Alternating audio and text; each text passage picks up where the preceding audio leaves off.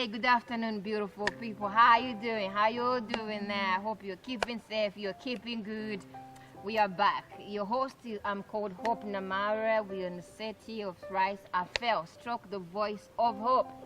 We are going to talk about real life, real stories, a story of a woman, a legend, one with a legacy, one who keeps it real. This woman, she says she's perfect, is her definition. So we are back here and we are about to welcome her and let her take her through and we get to know her better, isn't it? I think you do well. Agree with me. Sichecho bana yatugambe tutegeere omukyalo ono olugendo lwatambudde atambudde olugendo ono ebitabo abuwandiise naye ng'omuntu ayina olugendo lwatambudde. Madam Phionah, you're welcome. You're looking beautiful. Good afternoon. Good afternoon, Namara. How are you? I'm very well, thank you. How are you? I'm great. I thank God. Glory to God. I love the way you love God. Girl, you talk about God like He is your next door neighbor. Exactly. I can't be perfect without Him, you know. Wow. Yeah, that's good. That is good. So how have you been? I've been well. I thank God. I actually thank God for today. I thank God we are back here. I thank God we are talking to lively people out there, boys and girls, youth, women, you know, men, families. Please come and join us. Oh yes, let them come. Banaye mujje tunyumye, mujje tuwulire story y'omukyalo ono. Enyuma kyetaaga ogiwulire otuule kwata ekikopo kya chai oba okwata amazzi oba kajuisi tuwulire story. Madam Phionah, yes. So how are you holding up with this whole situation of corona and stuff? This COVID-19 is becoming something I don't understand. So how do you keep yourself safe and everyday life? Yeah, I try to keep myself safe, of course, with prayers. And we thank God that in Uganda, we have not, had it bad like other countries. Oh, yes. And I believe there are prayers that people in Uganda have been, Ugandans love praying. And they are intercessors in a way. So I thank God that we've been keeping it there with our God. And I have tried to be safe, of course. I stay home, I wash my hands, teach my children, my family how to wash their hands clean. Yes. And of course, how to look for how we can keep on boosting our immunity. You have the guns as well, like. Oh, yes, I do. Wow, yeah, that is beautiful. You cannot just enter into my house before I check you, so I'm very careful. I understand. You're keeping it safe. Yeah. Anyway, that is how we're all doing it, and that's how everyone is advised to do it. Keep safe. We need to stay alive, guys. We must be alive. Life first. So, again, to our beautiful audience, our beautiful followers, as many as they can be as they keep on gathering, we are going back to your story. We are going back to the book, Christ, I Fell. You told us last time going back, you fell 3 times on the streets of Kampala, right? Yeah. And strangers picked you up. Yes. And from that book, you birthed a story. You birthed there is almost a legacy you have built. But also now, we are looking at you being a voice. You're coming out from the book, you're being live. You're speaking to one-to-one people, like with your experience, those who are yet, probably you never know what life has. Someone is yet to almost fall in your same experience, God forbid. But we're here to talk about the voice of hope. You're here to encourage people for tomorrow. In other words, you want them to know that their now does not define their end. Exactly. Would you briefly tell us about your life from, we're looking at an author, we're looking at a woman who has a story, but we want to understand, we want the audience to understand, what was your childhood like before you became this woman who wrote the book? Who were you? How were you raised? How was your childhood actually? Because it inspires you. I believe your childhood is what inspired you to this very moment. Would you please share with us and the audience, what was your childhood like? Yeah, I actually much believe that my childhood was, something that supported me in this kind of situation that I went through. Yes. And of course, if I wasn't raised the way I was raised, I don't think I would have maneuvered with life. Yes. I don't think I would, gotten married, of course, and had, a beautiful marriage, because I do believe that when I was still married, I had a beautiful marriage. And of course, bearing children, and of course, bringing them to where they are now, though, raising them single mother. Yes. So there are sessions that I went through that when I was being raised. And of course, I would want, before I tell you my childhood, I would want to, you know, thank my mom, my late mom. Because talk about her a lot. Yeah, talk exactly. About your mom, actually, she's Exactly. like your icon in Oh, a way. she is. Or she's your whole. You almost, you're like your mom, Yeah. your mini mom. Exactly. In the layman's language. Yeah, yeah. I appreciate my late mother, and sometimes I regret. Actually, I'm a person who doesn't love regretting. I hate it so much, because that's why I'm so careful in my words when I'm talking to people. I do not want to, you know, to utter words out, because words are irreversible. You Yes. cannot take them back. Exactly. So I fear using words like promising, you know, cursing, you know, making people angry. Because once the word is given out there, it cannot come back to you. So I'm very careful. So that's why I hate regretting. But this has not, it has not been on my side that I try to, you know, avoid regretting why my mother is not alive. Still, because still I thought I would, you know, be with my mother, you know, be with her grandchildren, look at my, you know, my marriage, my children. So I always thought this would really make me have a beautiful life as a whole woman. Yes. But unfortunately, I lost her. What age, if you don't mind sharing? I mean, you seem to almost go back. By when she died, or what age was she, or what age was I? I mean, how young were you? Like, No, I was not actually young, Yeah. because I had started talking to her as a woman. She actually called me a real woman. Wow. She, whenever I would be talking together and I try to break down, she would say, "Excuse me, I believe you're a woman. You are actually not only a woman, you're a real woman. I expect to see you in future as a woman who is standing on her feet, you know, to talk to people like I'm talking to you." And she always used words that actually hurt me, and sometimes they break me down. And I have not stopped using the same words to my children, because I know they helped me so much. She would tell me, "These are the words that will help you when I'm no longer there, because God forbid I might pass away before you even have children, before you even, you know, get married. So these are the words that are going to take you through. So please listen to me and open your ears carefully." But I also, before I cut you short, I think your mother had the foundation probably of a biblical foundation anyway, because the Bible says, I think it's in Proverbs 22, it says, "Train up a child in the way she should grow." Train up. So I believe she trained you in the way you should grow to become that woman she had almost foreseen. You know, parents can predict, right? Yeah, exactly. They can look at their children and they know their potential at some point. They know they are the strong ones. They know they are weak ones. They are vulnerable ones. I mean, they're even those, they'll be like, you know what, these are the sheep of the family. Oh, in a way. exactly. You're Yeah. actually using the best words for me. You're Yes. putting it right for me. That's nice. Yeah, she predicted. She knew what I was going to be in future. And that's why she actually tried to impart me in a lot of things. That at one time I reached at a point and I'm like, this woman, she's not serious. Why is she hitting me with a lot of things? Because those things broke me down. They were so big. Yes. You know, they were big, they were huge. There are things that I did not want to listen to, but she would tell me, "Okay, please, You have to listen to me. You have to take in these words that I'm telling you, because I might not be there to tell you the same words." Yes. And I thank God that these words built me. They did a very great job for me. And I think if this mother did not tell me the reality of life, I don't think I would have managed, you know, to maneuver. I don't think I would have been alive today. But of course, yes, she was looking at a character, a personality, and she'd be like, "La, she will make it." But that's why she did not hesitate to tell me a lot of things that one time broke me down. Yeah, I thank God for that woman, that Amen.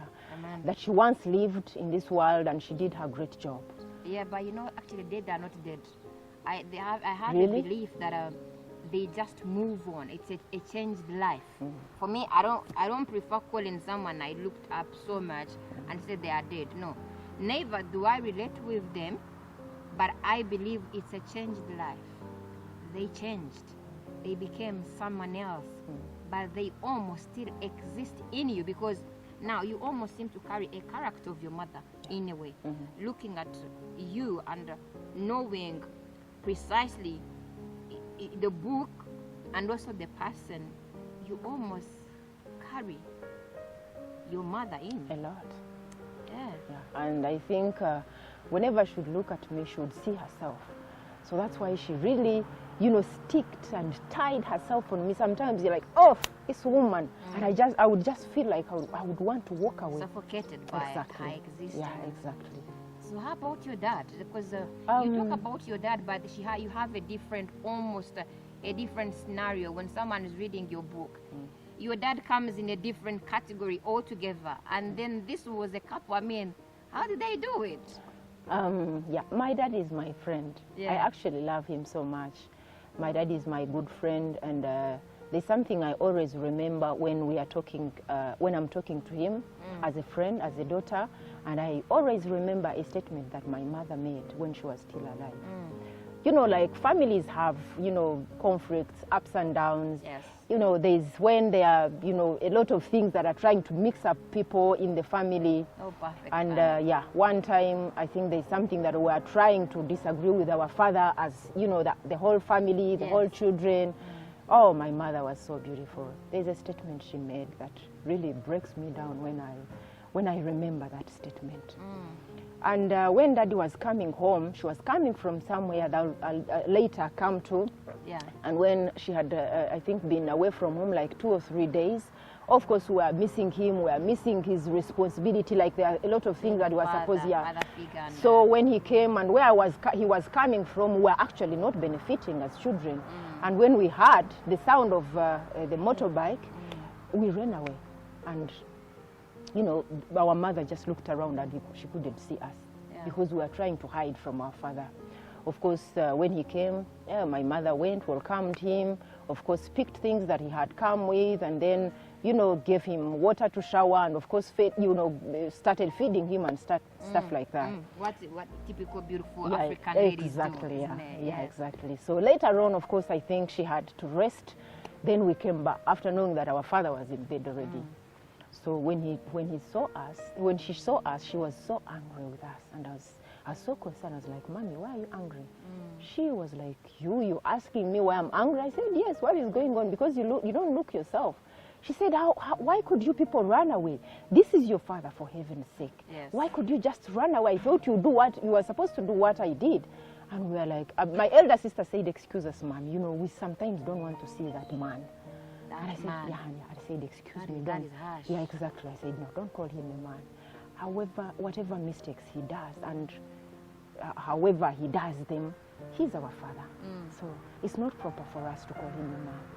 And Mommy said, yeah, actually for you, from now and onwards, you should be very careful of how you react to your father. He is your friend. Yeah, she's telling me.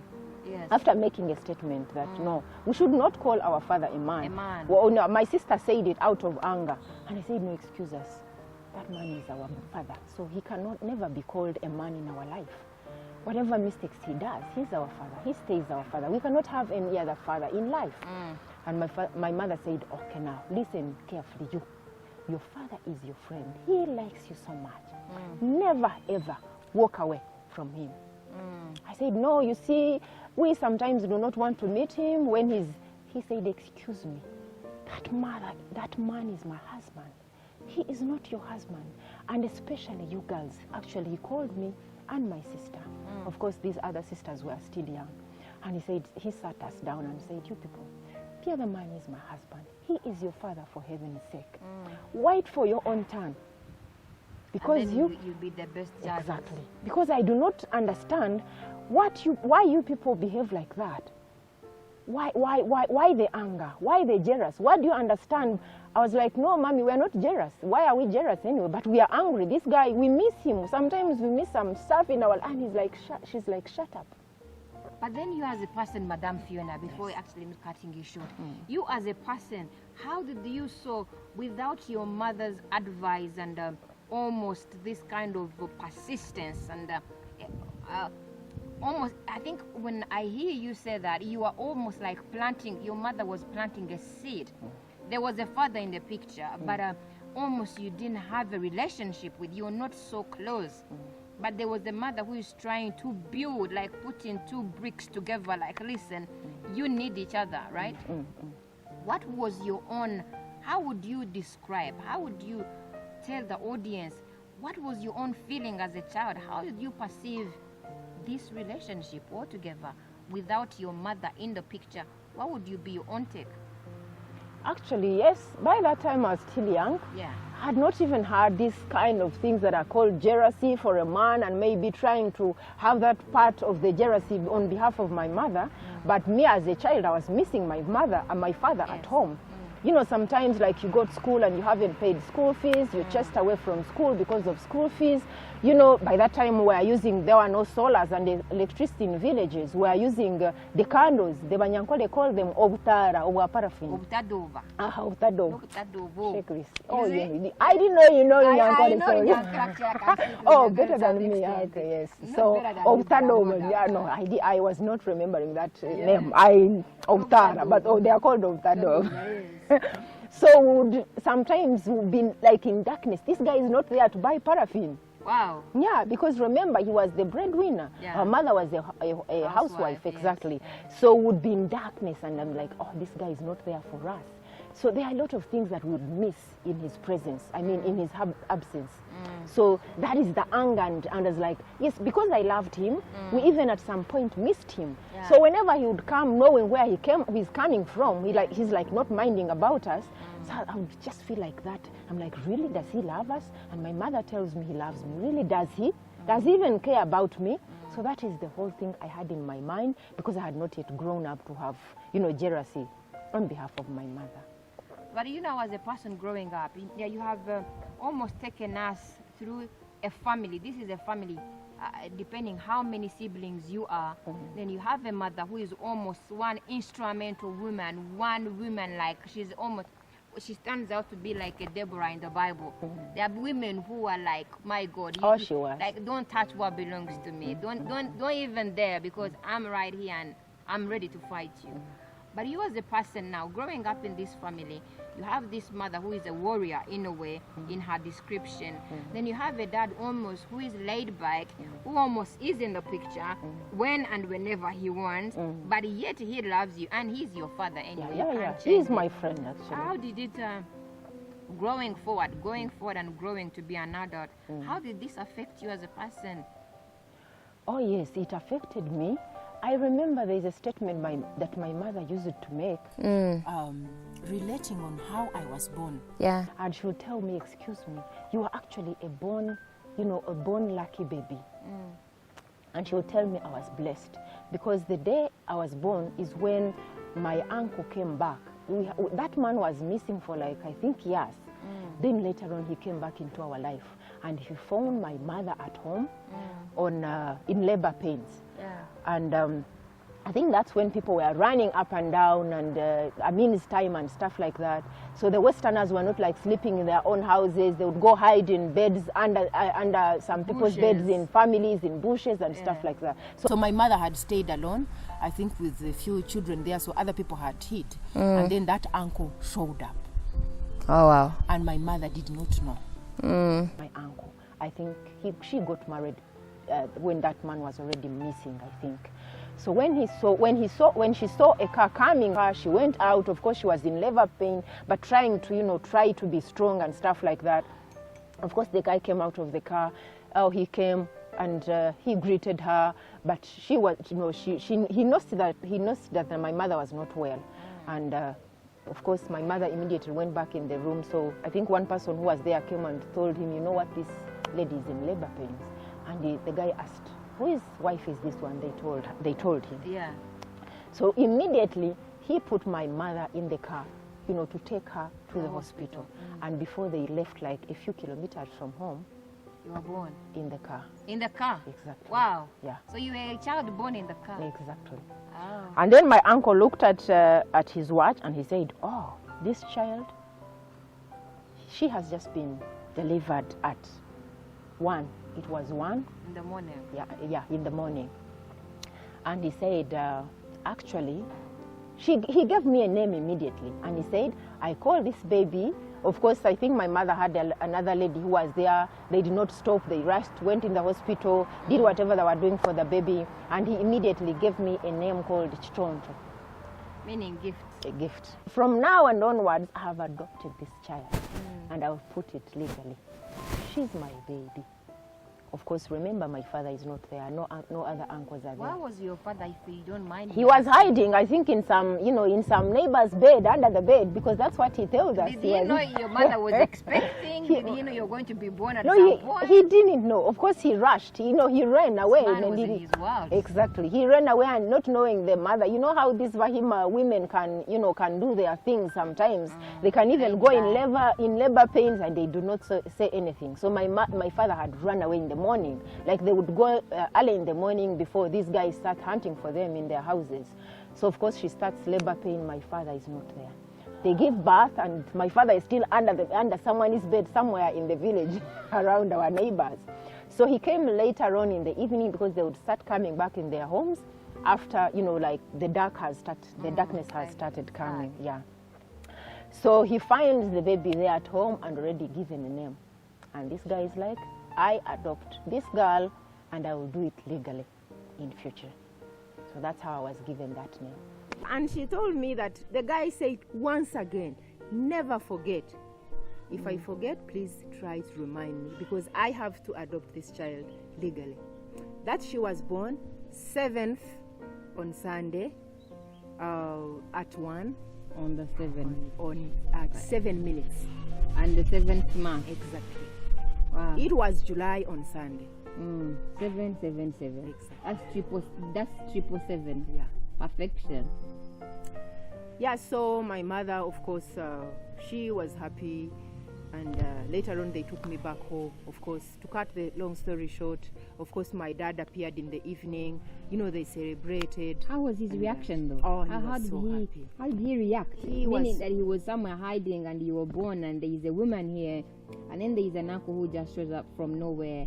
I mean, what was his reaction? I was told that his reaction was like he was overwhelmed, that he burst into tears and cried.